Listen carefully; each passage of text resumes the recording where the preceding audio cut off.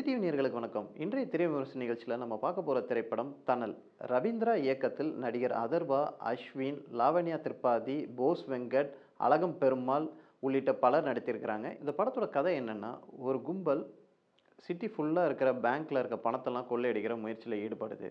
இந்த இது தெரியாம தற்செயலா இந்த கும்பல்கிட்ட சிக்கிக்கிறாங்க அதர்வா மற்றும் அவங்களோட நண்பர்கள்.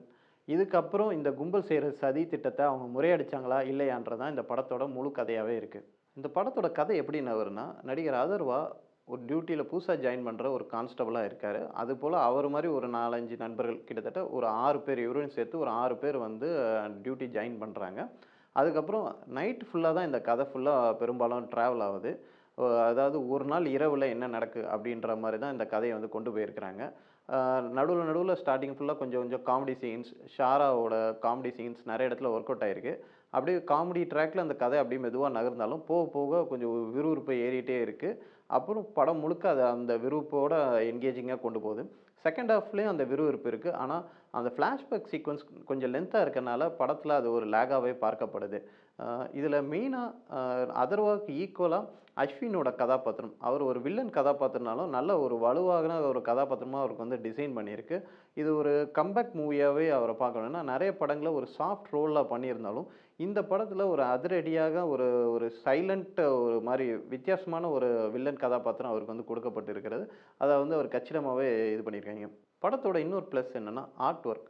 படம் முழுக்க இரவுல நடக்கிறதுனாலும், மேலும் அந்த ஒரு செட் அமைச்சிருக்க விதம், ஒரு ஸ்லம் ஏரியால தான் பெரும்பாலான காட்சிகள்ல வந்து இதாகுது. அதுபோக அந்த கொள்ளையடிக்கிறதுக்கான செட் ஒர்க்கா இருக்கட்டும் சரி, ஃபுல் அமைப்புமே நல்லா பக்காவா வந்து பிளான் பண்ணியிருக்கிறாங்க. அந்த ஆர்ட் ஒர்க் இதில வந்து நல்லாவே வந்து ஒர்க் அவுட் ஆயிருக்குன்னே சொல்லலாம். படத்தோட இன்னொரு ப்ளஸ் என்னன்னா, நடிகர் அதர்வாவோட ஆக்டிங். சமீப காலமாக ஒரு அவர் சாக்லேட் பாய்லேருந்து அவர் ஒரு சாலிட் ஆக்ஷன் ஹீரோவா வந்து டிரான்ஸ்ஃபர்மேஷன் ஆயிட்டே வராரு. அதுக்கு இந்த படம் ஒரு உதாரணம்னே சொல்லலாம். அஸ்வினும் சரி, அதர்வாவும் சரி ஒரு ஈக்குவல் ஸ்பேஸ் இருக்கு. 2 பேரும் போட்டி போட்டு நடிச்சிருக்காங்கன்னே சொல்லலாம். நடிகை லாவண்யா திரிபாதியோட ரோல் ரொம்ப குறைவாக தான் இருக்கு. பெரிதளவுல அவங்களோட சீக்வென்ஸு இந்த படத்துல இல்ல. கொஞ்சம் சீன்ஸ் வராங்க, அப்புறம் கிளைமாக்ஸ் போர்ஷன்லாம் வராங்கனால, அவங்க ஃபுல் ஃப்ளெட்ஜ்டா இந்த படத்துல அவங்க யூஸ் பண்ணலையோ! அப்டின்ற மாரி தான் இருக்கு. மேலும் படத்தோட இன்னொரு ப்ளஸ் என்னன்னா, மியூசிக் டைரக்டர் ஜஸ்டின் பிரபாகரன். அவரோட பேக்கிரவுண்ட் ஸ்கோர் இந்த படத்துல நல்லாவே ஒர்க் அவுட் ஆயிருக்குன்னே சொல்லலாம். ஏன்னா, இது ஒரு த்ரில்லரா கொண்டு போகும்பொழுது, அடுத்தடுத்துன்றதுக்கு அதுக்கான பிஜிஎம் வந்து நல்லாவே ஒர்க் அவுட் ஆயிருக்குன்னே சொல்லலாம்.